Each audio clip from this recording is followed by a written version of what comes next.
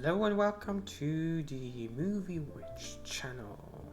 And today we are continuing with the Oscar recap and our goodbye to the award season, and with my own nominees and recommendations I'm giving to you. Yeah, I've decided I'm going to do this very much shorter. I'm going to do this every year from now on because this is very much fun. Also, all the movies that have been nominated in my own award show, they are down below in the description, and if you can actually watch them via streaming. So, and today, as I've said, I'm going to do the so-called above the line categories, with me adding also two categories that you don't know from the Oscars that I just think could be there, maybe should be there, we will see. There's definitely one category I did just for my personal interest and for my actual goals with the channel, but yeah, more about that later. So for Best Adapted Screenplay at the Oscars, we had one battle after another winning the Best Picture winner. And yeah, this didn't come as a surprise, and Paul Thomas Anderson won his first Oscar of the night, very deservingly so. He swept the season. And yeah, so now let's have a look at my personal nominees for Best Adapted Screenplay. So we have there Begonia, written for the screen by Will Tracy. Personally, one of the best scripts of last year. Very dialogue heavy, and I think it is quite difficult to write a dialogue heavy screenplay such as Begonia, and wow, that was amazing.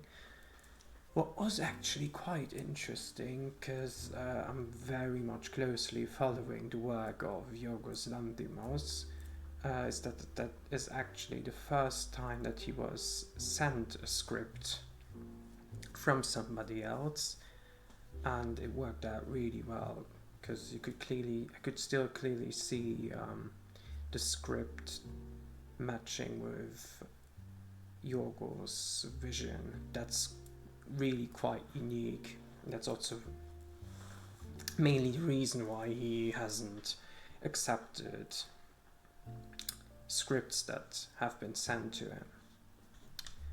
Yeah, then Hedda, written for the screen by Nia Da Costa. An absolutely true achievement of writing an adapted screenplay. Personally, for me, there have been people who've been saying, wow, they weren't too happy with what she actually did with the script. I think she did a phenomenal job of adapting the play Hedda Gabler by Henrik Ibsen. She basically, she only took the main plot and the characters' traits, and she basically changed even loads of the genders of the characters, and that's something I really enjoyed. She really made this story about women, and she herself as a female director really put her mark on her personal interest in Ibsen's work. And then Little Amelie, or the character of Rain. Now, sorry if I'm mispronouncing names. It's written by Liane Chauhan, Old Pai, Maïs Vayad, and Idi Noer. It is based on the novel The Character of Rain by Amélie Nothomb. I truly think that animated features have a place in screenplay categories. I mean, writing the dialogue, the screenplay for an animated feature is not less difficult than writing it for a feature film. And I think especially in Little Amelie, that was by a mile the best screenplay of a animated feature. It is in French, yes. But as you're going to see, I think international screenplays really do have a place in the screenplay categories. Because, I mean, one, you can read subtitles, obviously. We should all be able to read subtitles, especially with cinephiles. That shouldn't be an issue. Well, for the Screen Actors Guild, it turns out to be an issue, but maybe they should just put on their spectacles and start read. I mean, don't get me wrong, I truly understand if the casual movie viewer is not used to reading subtitles. That's completely fine. While obviously it helps me being fluent in French that I can really have a even better view of what was really well written, and it truly was. I think this story is very emotional and very moving. And then obviously No Other Choice, written for the screen by Park Chan-wook, Lee Kyung-min, Don McCallagher and Lee Ja-hee. Yeah, I think this is truly one of the best screenplays of the year. Like, just by reading the subtitles, wow. I think, especially in the No Other Choice screenplay, it's not only the dialogue that's so well written, but it's also the arrangement of the scenes. I mean, some scenes are just unbelievable. And I still have to have a detailed look into the screenplay. I just think all of Park Chan-wook's films are so well written, often with a poetic note. In this case here, very satiric note, and something I really enjoy. And of course, One Battle After Another, written for the screen by Paul Thomas Anderson. I mean, loads has been said about the screenplay of One Battle. Paul Thomas Anderson has always been an extremely talented writer, not only a fantastic, one of the best directors ever, but also one of the best writers ever. He has written the screenplay for all of his films, and I mean, I recently watched his first feature. For first feature? That is your first feature? I gave it a 4 out of 5.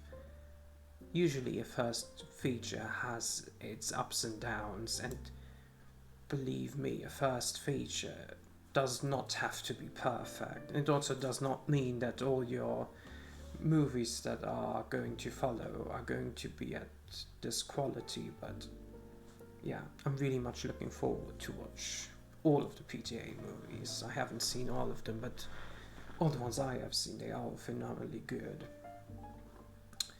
And yeah, personally, I would have a very hard time here actually choosing a winner, but if I'm being honest, I like to split the love a bit, and I'd actually go for Begonia here. I was completely mesmerized by that screenplay. Loved it.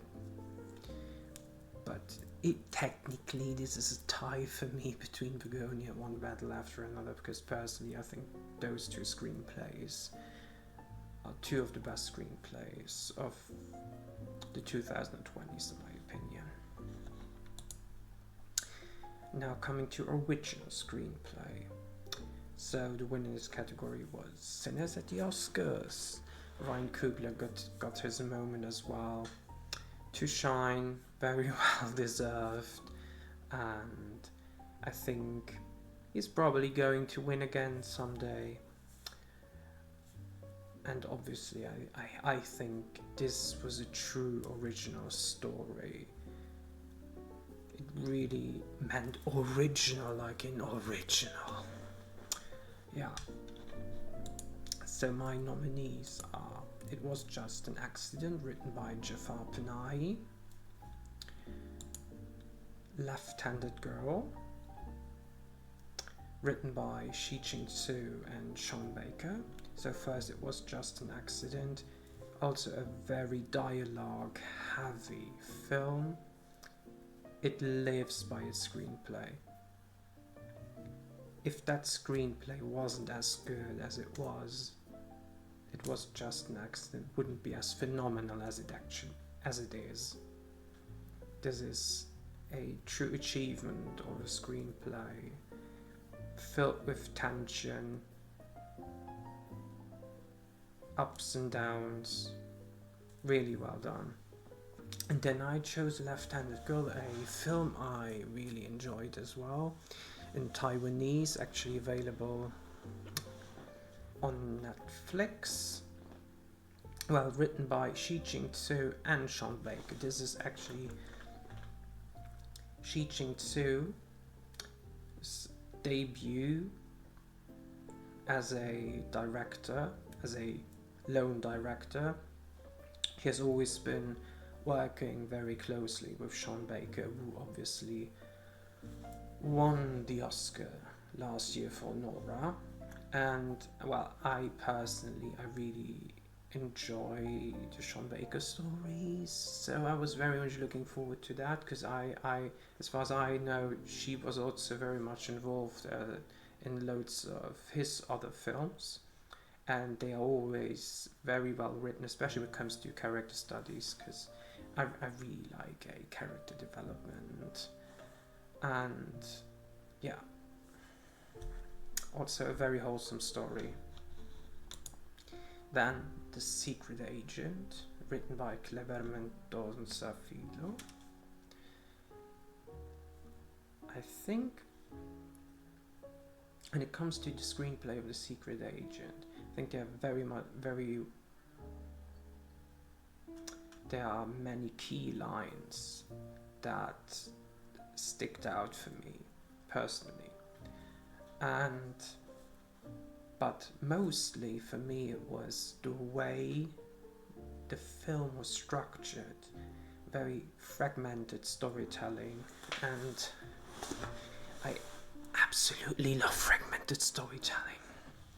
I love to be challenged when I'm watching, I love to be puzzling around, and really The Secret Agent is a masterpiece when it comes to directing and writing. It really lets you think, lets you ask questions, and I mean there are loads of clues, and I think those clues and the structure, they are what the screenplay is made of, and I think this is simply phenomenal, because to write the screenplay is much more complex than if you just have a straight narrative.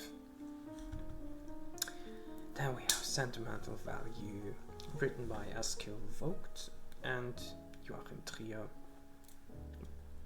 What should I say? I think when I watched this at the cinema last year in September, I said in my review, this is one of the best ever screenplays. It is. I think on a personal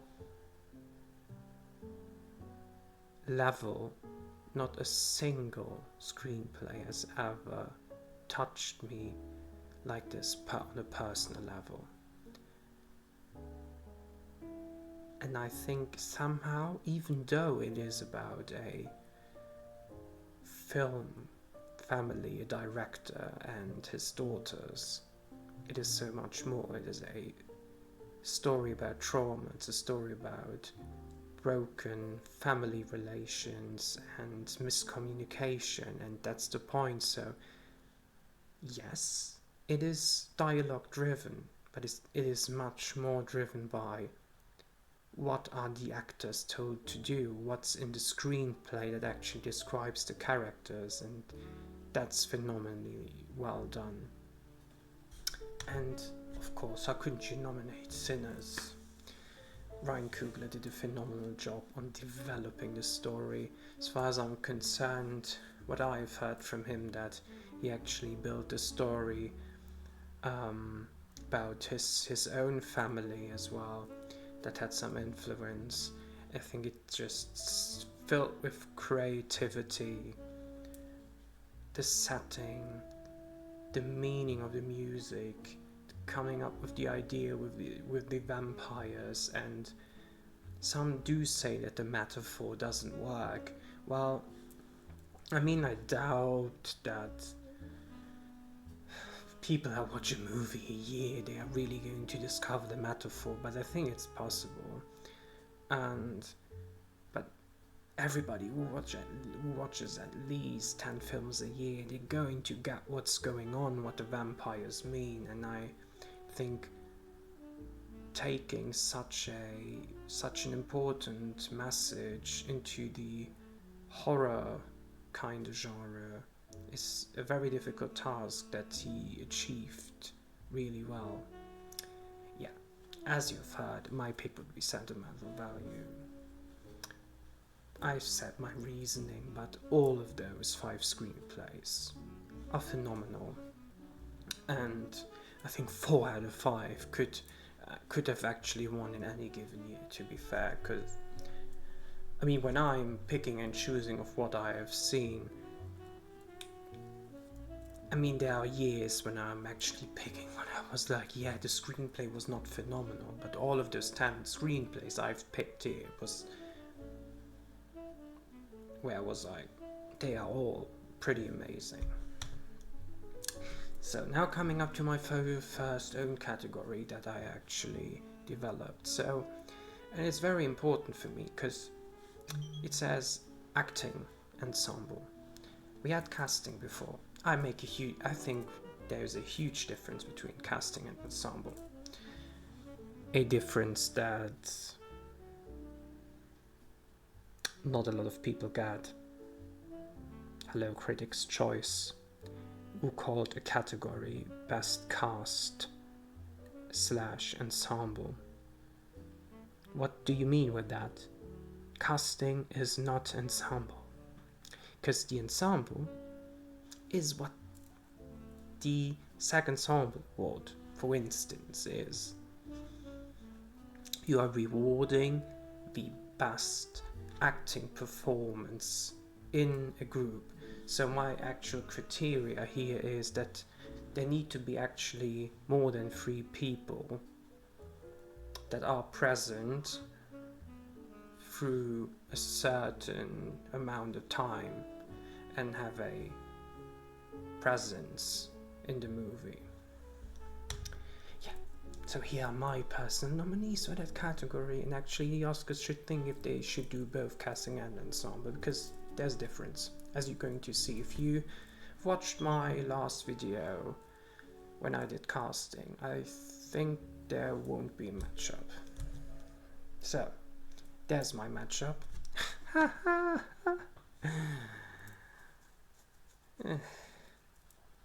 It was just an accident on both levels. Casting those people was something out of the ordinary. Jafar Panahi filmed this film in secret. How the hell did he do that to find those actors? From what I know, that he has worked with some of those actors and actresses before, and he contacted them. Well, this is an amazing job on a casting level, but also the acting. They are based, this is what I mean with ensemble, they are acting basically 90 minutes on the trot. they're all together in this car for about, I think, at least 70 minutes of the runtime, and that's phenomenal. You got to be great at acting to make this come across really well. And then one battle after another. No surprise here. I think this is a tremendous ensemble that consists of stars like Leo and Sean Penn and Benicio del Toro, mixed with people like Chase Infinity or Tiana Taylor that are not as well known, and especially Chase Infinity. This is her first feature film, and that's also what makes a great ensemble, because they are all acting really well together. The scenes with DiCaprio and Chase, there's no doubt that never came this doubt in my mind that the experienced actor was stealing the show. They were equal, and that's what makes it a great ensemble. Sentimental value. What an amazing ensemble. Those 4 actors are playing a family, and I really believed it. It came across so believable. I mean, there wasn't like a real casting that happened, if I'm correctly informed, because Joachim Trier said in a podcast that he actually had Stellan Skarsgård and Renate Reinsve already in his mind when he was writing the screenplay together with Eskil Vogt. And I mean, you gotta be freaking talented as a director to be able to write something, to write a role for an actor. And yeah, I think their chemistry all in the whole movie is just phenomenal. And then Sinners, also that's a huge ensemble. And I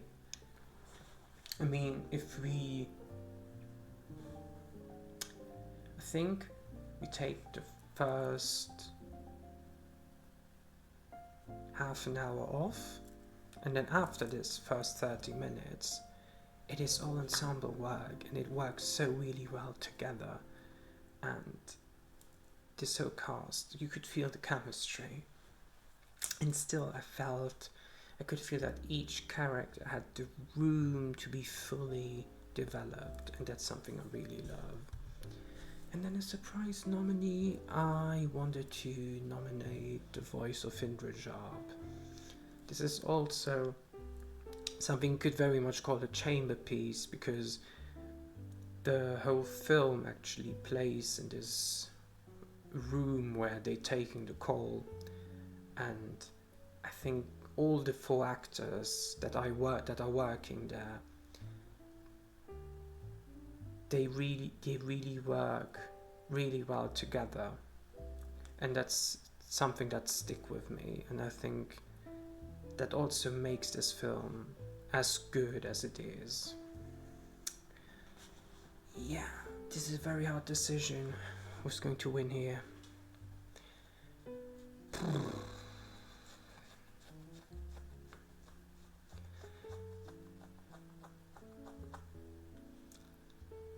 I would go for pause. Me thinking. No, I would go for sentimental value here. As I've said, the chemistry is magical. Although Sinners is a very close run-up. I love chemistry. Now, coming to supporting actor. Now, when it comes to the acting categories, I'm not very... you will see at the end that there is indeed some crossover with my Best Picture lineup, because the acting, yes, is a big part of a film. for me personally, when it comes to what makes a film a lineup of the best picture lineup, that didn't make any sense what I'm saying, but nobody cares. To be in the best picture lineup, I mostly look at directing, screenplay, cinematography, and editing. And then acting is number 5. I'm very picky when it comes to editing. I think that's probably editing and cinematography what I'm most picky about. Yeah, so my lineup for the best supporting actor, which Sean Penn won.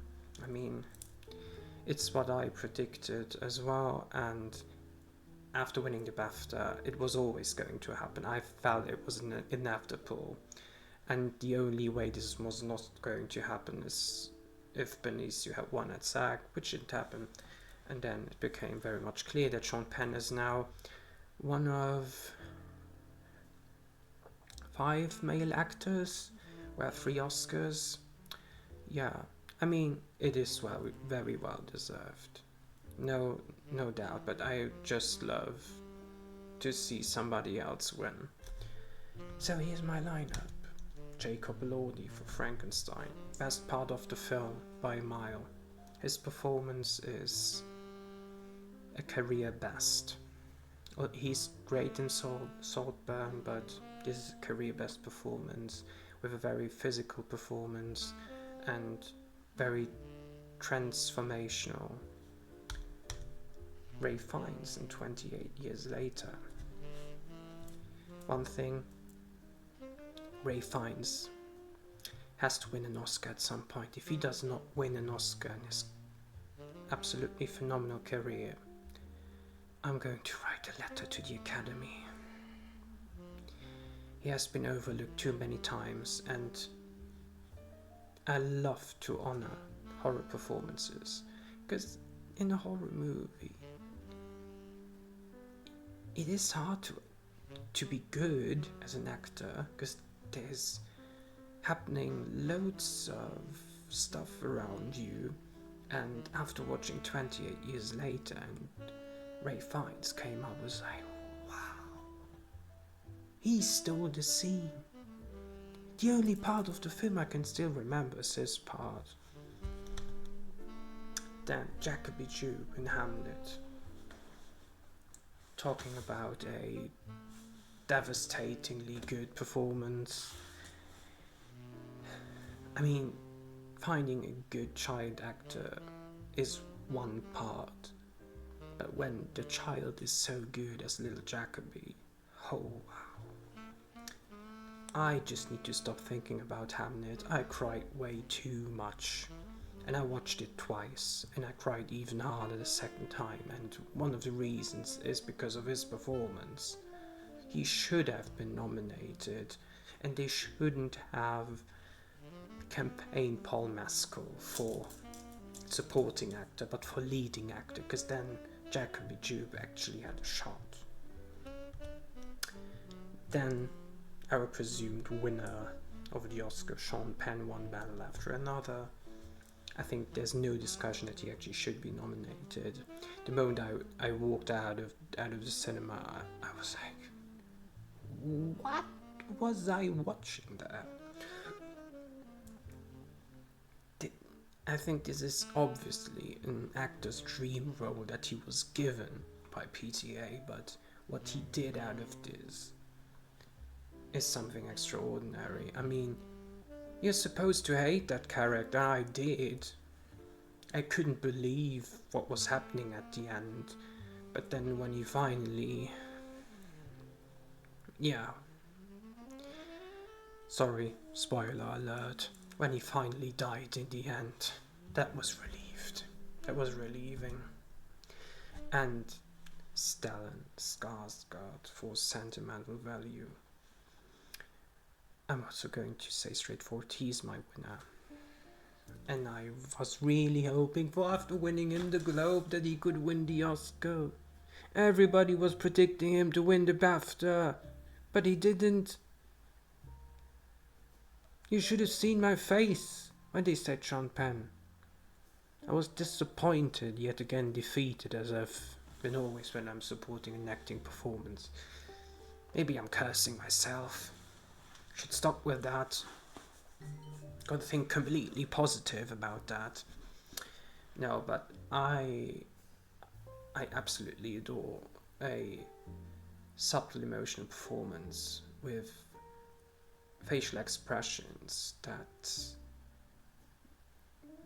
give out the emotion, and I think Stellan did a phenomenal job playing a very complex character, I think a very split character as well when it comes to personality, and he did that so phenomenally well that actually I know he's playing a dad that's, I mean, not behaving as a dad should, but at some point I felt for him, although probably I shouldn't, but that was because of Stellan's performance, and he somehow made this dad likable for somewhat reason. Best Supporting Actress, and the category I predicted correctly too, Amy Madigan for Weapons. Who would have thought that Amy Madigan is going to win an Oscar for a film that's cut? For a film in which she's the sole nominee for. I mean, except if you're a sweeper, then there's no discussion about it that the Oscar will follow up with that. But she only won Critics' Choice and the Actor Award, and she still managed to win. That's phenomenal. And I mean, her performance is absolutely the most memorable performance out of this horror movie, this character. I mean, I've heard from so many people who have seen Weapons, and they were like, oh yeah, Amy Madigan, have you seen her? Yeah. So here are my nominees. Elle Fanning, Sentimental Value. I think she has, in Sentimental Value, the most difficult role. Because at some point, with what was actually shown in her Oscar clip, and I still don't get why they chose that clip, because it does not say anything about the story. Because actually she had to act badly in that scene, because the actress in the film is not getting the role that she's playing, and I think that's a very, very difficult task. Nina Hoss in Hedda should have been nominated, should have gotten more awards buzz for that absolutely phenomenal performance.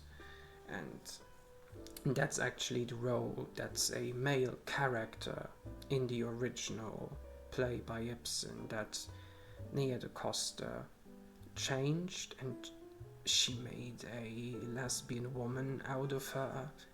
And what a character, what a performance. Then Inga Ipsdotter Lill-Lars, what should I say? Even Paul Thomas Anderson said that she's one of the best performances of the year, and she is. She's the heart of the film. I did see myself in her as an academic and someone who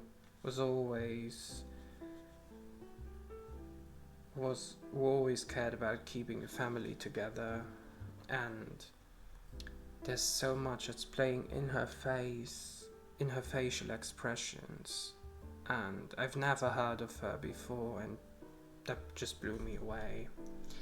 Then we have Amy Madigan for Weapons. Everything has been said. And Wumi Mosaku for Sinners. Best acting performance of Sinners. I've said that in previous prediction videos. for me, she's the heart of the film, and I just also props to Ryan Coogler. I think the way he wrote this character was something that really much spoke to me, and it was just such a memorable performance. And yeah, I think my winner is Inga. One of the best performances I've seen in the last 10 years. Subtle, emotional, loved it. Leading actor. Yeah, what I predicted there didn't turn out. I took a swing, it happens. And yeah, Michael B. Jordan won. Something I would say very much unusual, just like Amy Madigan, a very much unusual performance to win an Oscar, but truly deserved. I mean, I've said before that him playing twins and me immediately noticing that he's playing two different characters, I think that says it all. He played two different people in one film and made them very much obvious seem different as well. So my nominees: Lee Byung-hun for no other choice. Very complex role, a very dual character with loads of, I would say, insanity. I think his character is just insanely well written as well, but the acting, he really had to go out there and deliver performance in your face. Leonardo DiCaprio, personally, for me, this One Battle After Another is one of his best performances. A rather comedic role, but I truly laughed my ass off. Every time I watch this scene on the telephone, I just can't stop laughing. Wagner Moura for The Secret Agent. Also, yet again, a very subtle performance that I think is very difficult to act. Josh O'Connor in The Mastermind. Surprised yet again, a very subtle performance. No, I think I love Josh O'Connor. Bleh. Cut. No, I love Josh O'Connor since I've seen him in Challengers. Was blown away by his performance there. And he's also really good in Wake Up That Man, the third Knives Out mystery, but I think his performance of the year was in The Mastermind, in the Kelly Reichardt movie. It is very difficult to be the main actor in a Kelly Reichardt movie, because she really demands different things that other directors actually ask from you, filled with subtlety, and he had to be comedic in this one as well, but not intentionally comedic. He had to come across clumsy, to be fair, and he did really well there. And Jesse Plemons in Begonia. A performance for the record books. What a performance. And I think this is a very close race between Lee Byung-hun and Jesse Plemons. I'm just calling this a tie, because I truly can't choose. I don't know.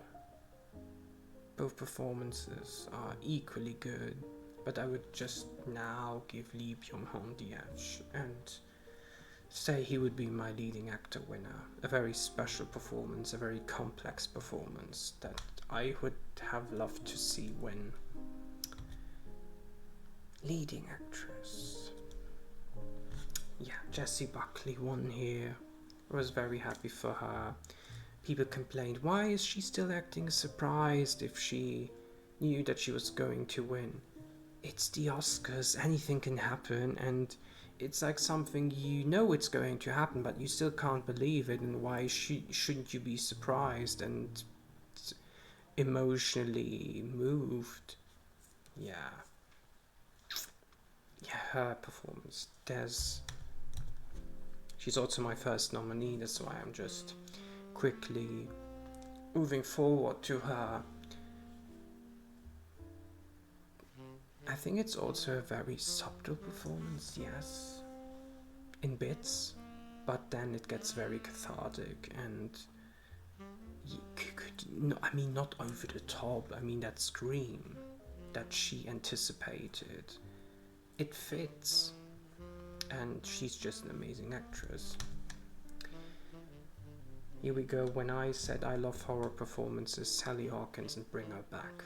Watch that film, and then just tell me that she actually was deserving of nomination. Renate Reinsve. What a difficult character to play. Emma Stone in Begonia. I mean, Emma Stone has already 2 Oscars. And Poor Things. Phenomenal performance.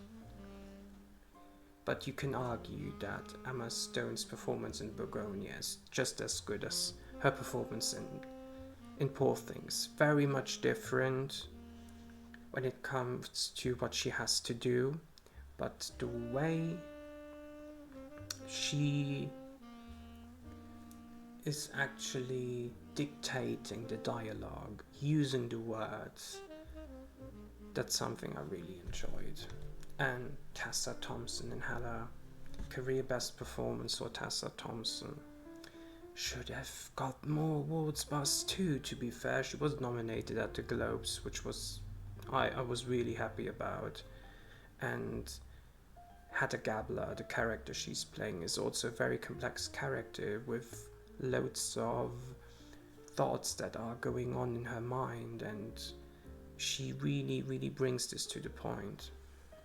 And yeah, my winner would be Renate Reinsve. It is such a difficult role to play, and she did phenomenally well. It came across so believable. The depression felt so real that I really couldn't believe how real it felt she was actually portraying. Now coming to Best Director. The Paul Thomas Anderson. Spoiler, I'm picking him too. Simply because he should have won already a few times maybe. My nominees for Best Director are Paul Thomas Anderson for One Battle After Another, Park Chan-wook for No Other Choice, very close second here. I mean, why, Academy? Why do you hate this guy? What has he done to you? Is he too intelligent? Is he too smart in his filmmaking? Probably. That's why you don't pick him. Or you never nominate him. He has done so many all-time films. And you are still saying nope. No, we're not going to nominate you. I'm just hoping that one day you're at least getting nominated for screenplay at least. I mean, come on. Then we have Kleber Mendonça Filho. As I've said, this is a directorial achievement. Jafar Panahi is a directorial achievement too. As I've said, he filmed this film in secret. How the hell did he do that? And Joachim Trier. As I've already explained my reasons, I think his directing is maybe a bit different from loads of other directors. I think he works very much with subtlety, and he's working visibly close with the actors, something PTA does too, and gives them room, gives them freedom as well, and it's something I deeply appreciate. Now coming to one of my own created categories again, and that's female director. The reason why I'm doing that, not that I think this is necessary at the Oscars, well, to some degree it is, because I always think at least one non-male director should be nominated in the Best Director lineup. And the other reason is in the upcoming weeks, I'm going to do an edition on different female directors presenting their films and explaining their style. Yeah. And my personal nominees for Best Female Director are Nia DaCosta for Hedda, Kauter Benhania for The Voice of Hin Rajab. I mean, I've talked very much about Nia DaCosta and Hedda, so I'm just going to talk about Benhania in The Voice of Hin Rajab. I mean, this is very much a directorial achievement because the material she took, so sensitive, so emotionally loaded, and loads of decisions she took with the material are just phenomenal. That's why this film works so well. Kelly Reichardt, the mastermind. I mean, I've said it before, she's one of those directors. Either you love her films or you just don't like her films. It's very simple. But when I'm looking for directors, I love directors that work with such uniqueness, and her style is freaking unique. There's nobody who can do it like her. Then Marsha Shilinsky, Sound of Falling, a actual directorial debut, if we see it like this, and what a debut it is. I'm so much looking forward to upcoming projects she's going to do. I think especially female German directors is something very rare, and the job she did with this story she created about the trauma of women, it's just very special. And Jin-Soo for Left-Handed Girl. The reason I nominate her for directorial achievement is as well the story she created, that fact that she filmed this whole film on an iPhone. Never would have guessed that. I know Sean Baker's done that before, so yeah.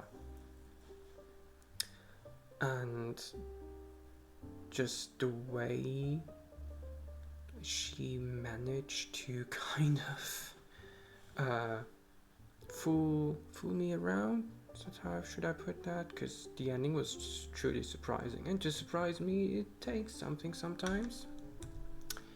International feature film, Sentimental Value One. Oh, forgot my winner. Ha ha.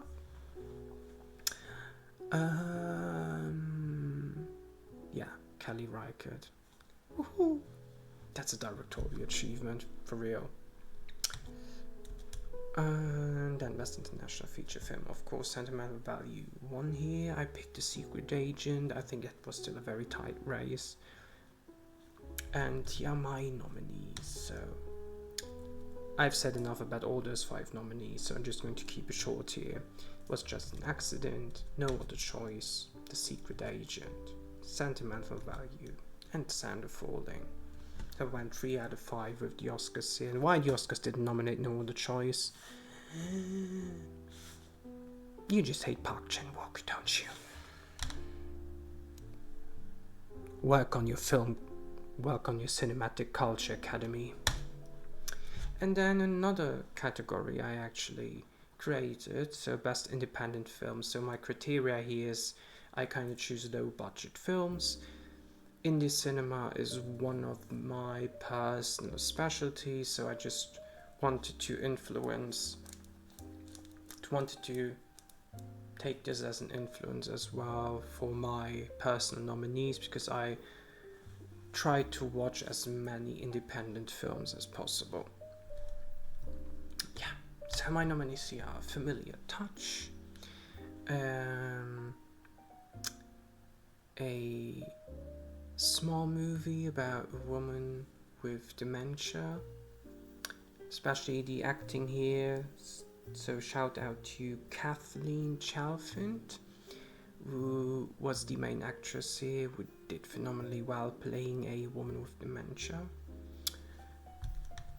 Then Lurker, a fantastic first feature from Alex Russell about about addiction, to if you addicted to a person, and that's what happens here. Very much new look as well on a modern topic like social media, for instance. Plainclothes nearly got the best editing nomination for me. Fantastic editing, and a queer story as well, and the editing is out of this world, to be fair. Yeah, this is probably the independent film that has been most talked about this year. Sorry Baby by Eva Victor. It's their directorial debut as well, and what a debut. Nearly got a nomination for Best Original Screenplay. From me, was number 6. And I think, as Julia Roberts said at the Globes, if you have the opportunity, just watch that film. That's all I'm going to say. And Twinless. Also, I think a very moving story with a career best performance by Dylan O'Brien, and very well written too.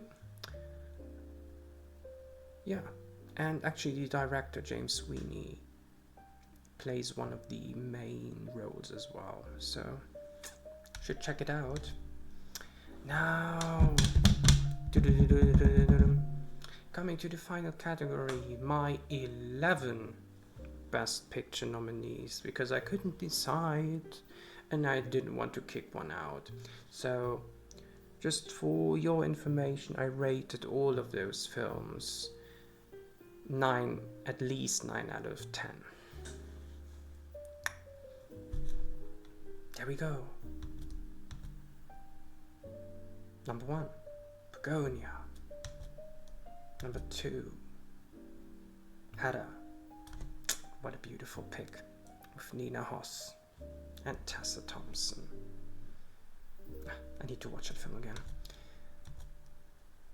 It Was Just an Accident. Little Amelie, or The Character of Rain. If possible, I once in a while try to include an animated feature in my Best Picture lineup, because I just like female directed films. I think animated films deserve more attention, or just like international films too, but I'm going to include those regardless, always. The Mastermind. No Other Choice. One Battle After Another. The Secret Agent. Sentimental Value. Sinners. And Sound of Falling. Those are my 11 favorite films of the past year. I hope you enjoyed this video, and of course my winner was as well One Battle After Another, with Sentimental Value being a very close runner-up. Those 2 films are 2 of the best films I've ever seen in my life, and I've seen them both already 4 times, and I can't wait to rewatch all of them. But 2025 releases have been a fantastic year, and cut. Yeah, 2025 has been a fantastic year for film. That's the main reason why I have 11 films in Best Picture as well. You should, if you have the opportunity, please check all of the movies I've nominated out, have fun watching them, and see you next time when I'm doing my first episode of the edition of female directors. Bye!